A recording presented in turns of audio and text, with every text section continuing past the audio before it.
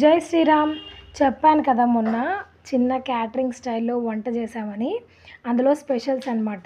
దొండకాయ ఫ్రై, పులిహార, రైస్, గుత్తొంకాయ పచ్చడి, పెరుగు raita and sambar, white rice అనమాట. అన్నీ కూడా పర్ఫెక్ట్గా కుదిరాయండి. అందరూ సంతోషంగా కడుపు నిండా తిని అమ్మాయిని ఆశీర్వదించి వెళ్ళిరనమాట. మేము చేసిన వంటలు దాదాపుగా అన్నీ పోస్ట్ చేశాను. కాకపోతే వెజిటేబుల్ బగారా రైస్ మాత్రం పోస్ట్ చేయాలన్నమాట. ఈరోజు ఆ వీడియో పోస్ట్ చేస్తున్నాను. టేస్ట్ మాత్రం చాలా బాగుంది. మంచి ఫ్లేవర్ తోటి టేస్టీ రైస్ అనమాట. మొత్తం 10 కేజీల రైస్. అయితే దానికి ముందుగా హోల్ గరం మసాలా అండి. చెక్క నుంచి సాజీరా, అనాస పువ్వు, జాపత్రి అన్నీ కూడా హోల్ గరం మసాలా ఒక 60 గ్రామ్స్కి పైగానే ఉంటాయన్నమాట. అవి తీసుకున్నాము. అండ్ అలాగే పెద్ద బౌల్ పెట్టేసి దాంట్లో ఆయిల్ వేసి దాంతో పాటు కొంచెం నెయ్యి కూడా వేసినాం అనమాట. ఫ్లేవర్ ఇంకా బాగుండడం కోసము. మీ దగ్గర డాల్డా ఉంటే అది కూడా ట్రై చేయండి. మేమైతే ఒక 5-6 టేబుల్ స్పూన్ల నెయ్యి యాడ్ చేసి, ఈ నెయ్యి మొత్తం కరిగిపోయిన తర్వాత ఇందులో హోల్ గరం మసాలా వేసుకోవాలి. మసాలా మాడకుండా లో ఫ్లేమ్లో వేయించుకోవాలన్నమాట. కొంచెం వీడియో డిస్టర్బెన్స్ ఉంటుంది, దానికి నన్ను క్షమించాలి.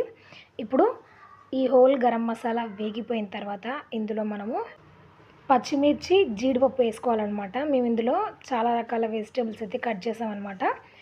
ఇప్పుడు బిర్యానీ ఆకు కూడా వేసుకొని, కొంచెం పచ్చిమిర్చి, కొంచెం జీడిపప్పు వేసుకొని వాటిని కూడా మంచి రంగు వచ్చేంత వరకు ఫ్రై చేసుకోవాలి.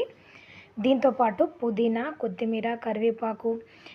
మేము వేసిన వెజిటేబుల్స్ ఏంటి అంటే బీన్స్, క్యారెట్, ఆలుగడ్డ అండ్ అలాగే క్యాప్సికమ్, ముఖ్యంగా టమాటో. నేను టమాటో ఇలాగ పెద్ద వంటలో వేయంగా ఎప్పుడు చూడలేదు, కానీ వీళ్ళు వేస్తే బాగుంటుందని చెప్పారనమాట. టమాటో ఆప్షన్ మాత్రం వీళ్ళదే, కానీ నిజంగా టేస్ట్ చాలా బాగుంది. ఇట్లా పచ్చిమిర్చి అండ్ అలాగే జీడిపప్పు వేగిన తర్వాత ఒక కేజీ అన్నీ ఉంటాయండి ఉల్లిపాయలు. వీటన్నిటిని రిబ్బన్ టైప్లో కట్ చేసుకొని అందులో వేసుకొని వేయించుకోవాలి బాగా.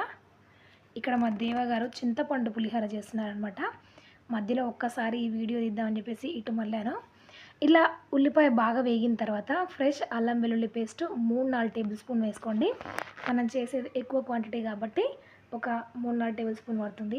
పచ్చి వాసన పోయేంత వరకు బాగా వేయిస్తూ ఉండాలి. ఇట్లా పచ్చి వాసన పోయిన తర్వాత కొత్తిమీర, పుదీనా, కరివేపాకు వేసుకొని వేయించాలి. మనము ఇంట్లో 1 గ్లాసు బియ్యానికి 2 గ్లాసుల నీళ్ళు పోస్తాం కదా. ఇట్లా పెద్ద వంట చేసినప్పుడు అయితే మీరు తీసుకున్న బియ్యానికి 2 గ్లాసులు కాకుండా 1.5 గ్లాసులు నీళ్లు పోయాలన్నమాట. అంటే తగ్గించి పోయాలి. రైస్ క్వాంటిటీ పెరుగుతున్న కొద్దీ నీళ్ళ క్వాంటిటీ కొంచెం హాఫ్కి తగ్గించాలన్నమాట.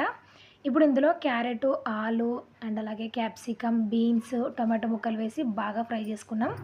ఇవి బాగా ఫ్రై అయిన తర్వాత సరిపడా ఉప్పు వేసి బియ్యాన్ని తగ్గట్టుగా నీళ్లు పోసుకున్నాం అనమాట.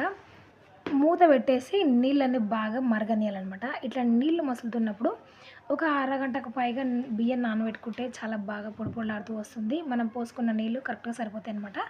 నీళ్లు పడకుండా రైస్ ఇందులో వేసి సిమ్లో ఉడికించేసుకోవాలి. ఇలా దగ్గర పడిన తర్వాత మొత్తం లోలో పెట్టేసుకొని మూత పెట్టి రైస్ దమ్ చేయాలన్నమాట. ఇట్లా వండేసిన తర్వాత ఇద్దరం కలిసి తీసుకెళ్ళి అక్కడ పక్కన పెట్టేసినాము. చాలా ఫ్లేవర్గా చాలా టేస్టీగా వచ్చిందనమాట. అండ్ అలాగే మేము ఉల్లిపాయలు ఎక్కువ క్వాంటిటీలో కట్ చేయడం వల్ల కొన్ని ఉల్లిపాయలు మిగిలిపోయాయి. వాటిని వేస్ట్ ఎందుకు చేయడం అని చెప్పేసి రోట్లో కొంచెం వెల్లుల్లి అండ్ జీలకర్ర, కరివేపాకు వేసి కచ్చా పచ్చగా దంచేసి ఆ మిగిలిపోయిన ఉల్లిపాయల్లో ఇదంతా వేసేసి కొంచెం ఉప్పు, కారం, ధనియా పొడి వేసి ఉల్లిపాయల్ని గట్టిగా నలిపేయాలండి. అసలు వాటర్ అనేది లేకుండా పకోడీ తడుపుకోవాలన్నమాట. ఇట్లా మంచిగా కలిపేసి ఇందులో స్పైసెస్ అన్నీ యాడ్ చేసుకోవాలి. ఇవి బాగా నలిగిన తర్వాతే కారమును తర్వాత ధనియా పౌడర్ వేసుకోవాలి. దీన్ని నలపడానికైతే చాలా టైం పట్టింది. ప్రత్యేకంగా మనము పకోడీ కోసం కట్ చేసుకున్నట్లయితే కొంచెం సన్నగా కట్ చేస్తాం కదా, అప్పుడు దీన్ని పిసకడం చాలా ఈజీ అనమాట. తొందరగా అందులో నుంచి వాటర్ బయటకు వస్తుంది. మనం పిండి కలిపేసి పకోడీలాగా వేసుకోవచ్చు. కానీ మనం కట్ చేసుకుంది వేరే దానికోసం కదా, కర్రీస్ కోసం, సాంబార్ కోసం కొంచెం పెద్ద సైజులో కట్ చేసుకోవడం వల్ల ఈ పకోడీ కోసం మనం కలిపే ప్రాసెస్లో చాలా టైం పట్టిందనమాట. ఇప్పుడు ఇందులో కొంచెం ఫ్రెష్ అల్లం వెల్లుల్లి పేస్ట్ వేసి మొత్తం పట్టించేసేయాలి. ఇప్పుడు ఇందులో కొంచెం కొత్తిమీర, కరివేపాకు అండ్ అలాగే కారం వేసి బాగా కలపాలన్నమాట. ఇట్లా కలపడం వల్ల ఇందులోకించి వాటర్ అనేది బయటకు వస్తుంది. అట్లా ఆ నీళ్ళతోటే మన పిండి మొత్తం కలిసిపోవాలి. సపరేట్గా నీళ్ళు ఏం కలపాల్సిన పని లేదనమాట. కొంచెం కొంచెంగా పిండి వేస్తూ కలిపేసుకోవాలి. చూసారుగా ఫస్ట్‌కి లాస్ట్‌లో కొంచెం చెమ్మలాగా వచ్చింది కదా ఉల్లిపాయలో నుంచి. ఇట్లా వచ్చిన తర్వాత కొద్ది కొద్దిగా పిండి వేసుకుంటూ కలిపేసేయాలి. ఒకేసారి పిండి మొత్తం వేసి కలిపిన దానికంటే కొంచెం కొంచెం పిండి వేస్తూ గట్టిగా ఉల్లిపాయలకి పట్టించినట్టుగా కలిపినట్లయితే చాలా బాగుంటుందన్నమాట. పకోడీ క్రిస్పీగా ఉంటుంది. ఇలాగ మొత్తం కలిపేసుకొని డీప్ ఫ్రైకి సరిపడా ఆయిల్ పెట్టుకొని పిచ్చాపాటిగా మాట్లాడుకుంటూ ఈ ప్రాసెస్ మొత్తం మా వంట అయిపోయిన తర్వాత మిగిలిపోయిన ఉల్లిపాయలతో చేసినాం అనమాట. వంట ఎవరెవరైతే చేసామో వాళ్ళందరం కొంచెం స్నాక్స్ లాగా తినేసి 5:30 వరకల్లా ఎక్కడో అక్కడ వెళ్ళి మళ్ళీ రెడీ అయిపోయి ఫంక్షన్కి అయితే అటెండ్ అయ్యామన్నమాట. ఇక్కడ పకోడీ వేస్తూ మేము పెట్టిన డిస్కషన్ ఒకసారి మీరు కూడా వినండి. ఏ టాపిక్ మీద మాట్లాడుకున్నాము అనేది.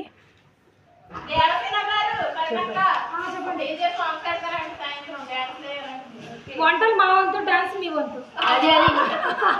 ఇస్తా నేను పేపర్ మన స్టీల్ కప్పు ఉండాలి. అంటే వాడు తోమేది ముందు